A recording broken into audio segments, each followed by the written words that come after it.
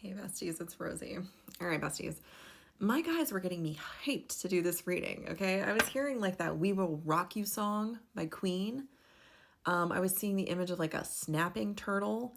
And then as I turned the app on to start this reading, there was this video of this gray cat trying to eat the feet of a chicken that was still alive. And bestie, I'm getting that someone has bitten off more than they can chew with you, okay? I'm getting that someone has broken the first rule of battle, which is never underestimate your opponent, okay? Let's get into it. All right, bestie. Bestie, this could be somebody that you work with. There's definitely this energy of work. And again, this could be someone like in a physical job, or this could be some soul that you work with spiritually. I'm kind of getting spiritual energy from this because this Nine of Cups card, I'm not getting the traditional message from it. I'm getting almost this energy of like manifesting or sending energy. Okay, this is giving me like spiritual warfare is what I'm hearing. So somebody's done something a little off color. Let's see what it is. Spirit, what do you want us to know? All right, bestie. Interesting. So this person has tricked you, and the basis for the trick that they have played on you, or where the disparity lies, is that this person has passed off this idea that you guys are partners of some sort, that there is this partnership. I'm going to show you the cards, okay? Six of Pentacles, this is the equal give and take.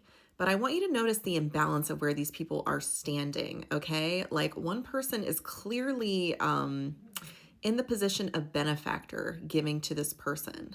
And what's interesting about this card and the message I'm getting from this is that this person up here, you know, when they're giving, they're doing this with the understanding that this person, whatever they create with this energy, is going to go back to them. But instead, it's going down here to this little mouse, okay? The person receiving is pandering this concept that this is what's actually happening, that they're all working together, that they're all, you know, part of some married little, I'm getting like a maypole energy, like that everybody, it's like a pot that everybody, I'm seeing like a soup and everybody's bringing an ingredient that they're adding to the soup.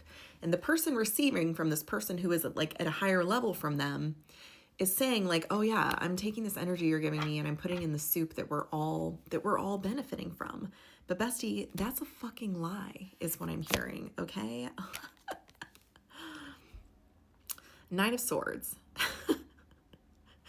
Bestie, I'm getting that there's this huge mirroring energy I'm getting here. But what's interesting about this, it's almost like an amplification, okay? Like that's really what I'm seeing. Like if you look at these cards, this girl is down on the ground and she's crying, and then behind her, this person's doing exactly the same thing. Like there's this energy of like whatever the one person is doing is trickling up, like they're mirroring each other in some way.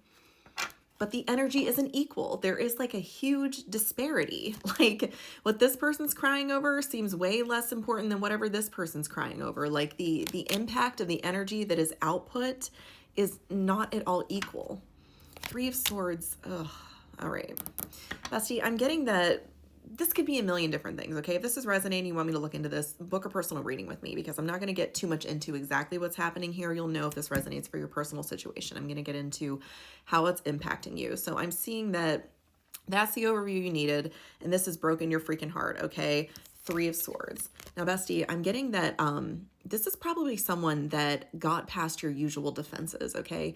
This isn't your normal imagery for this card. I'm getting that your heart is something that you keep very much guarded, very closely guarded. You know, it's under the snow. In order to get to your heart, you have to know how to thaw the snow. And this person got past that, okay? They got to the part of your heart that was thawed, and they broke it.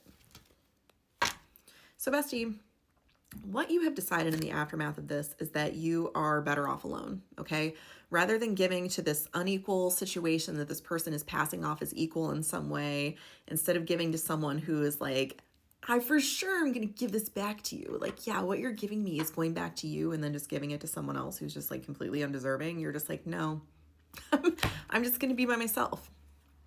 You're not by yourself though, bestie. You have this little counterpart, okay? You've got this little snake on your shoulder, and I'm not getting a bad energy from this. I'm taking that like if this person was kind of the moon to you, if this person was kind of embodying like more of the void energy or like the black threads and whatever you were weaving, that you have decided that you're just going to take that energy and you're going to weave it yourself. Like these are all your black threads that you've put together and this is your little snake. Like you're still able to see, you know, this person is still able to see the full picture.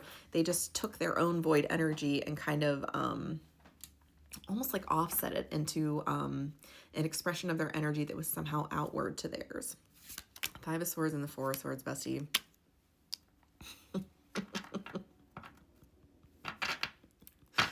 I don't know if you could hear that, but my stomach just growled really loud, and the card that I was looking at when that happened. Soup. Okay, this person, since they have left you empty-handed, you have decided to turn them into the soup, okay? You're still making the soup. You don't care if this person's showing up or not. You have decided that like you're going in the soup. If you're not going to contribute to the soup, then you're going to be the soup. Like I'm still taking the energy that you invested and it's going in the freaking soup. So if you're not going to contribute willingly, I have other ways. Bestie, I'm getting that you are the bigger person on these cards, okay? If there are like two energies here, the person who betrayed you was the smaller energy. And again, they severely underestimated you. They didn't understand like the ripple out consequences of what they did. They made a very foolish decision. Knight of Swords. Oh, Ace of Wands, bestie. Okay, I've got the Akashic Records open, and this is very much like an Akashic Records reading, because what I'm seeing is that there was a provision in place for if this happened, okay? When your souls agreed to work together, there was some understanding that this was something that could potentially happen, and so there was a fail-safe in place for if it did. This has been sleeping below the surface, okay? This has also been sleeping below the snow. You also keep this below the snow, along with your heart, is this little ace in your pocket, this little backup plan. I'm almost getting this sword that you've pulled out from a stone. And this sword is able to light this match. This is like a distress signal. You know, if something goes terribly wrong, you pull out the sword, you go and you find this candle and you light it, and powerful forces come to your aid is what I'm hearing. Look what's risen up from the ground. This has been sleeping in a cave, okay, bestie? Here you are. Like, whatever energy this person was giving to you, it was working. You were able to create what you wanted to with it, but like that was not your only way to do it. That was not, I'm hearing it wasn't even the most efficient way to do it. You were actually helping this person out by doing that. This was like you were being, again, this generous benefactor to this person. The energy you were giving them was something that they could not get on their own. You know, very much this idea of like someone like much bigger than you putting their hand down and like pulling you up. Like this person could never be on your level without the energy they were giving to you. Even with all that energy, they still weren't on your level. But bestie, now I'm getting that you've kind of cut out this dead weight. And as a result, this magic, this torch that you have lit, this energy that you have swirling around you, these powerful forces that have come to your aid, this freaking goat's flying, okay? There is going to be like magic that has not been seen before as a result of the powerful forces that are coming to your aid. I'm getting that their first order of business is to bind this person up. Whoever it was that betrayed you, they're going in the binding. They're going in the ropes, okay?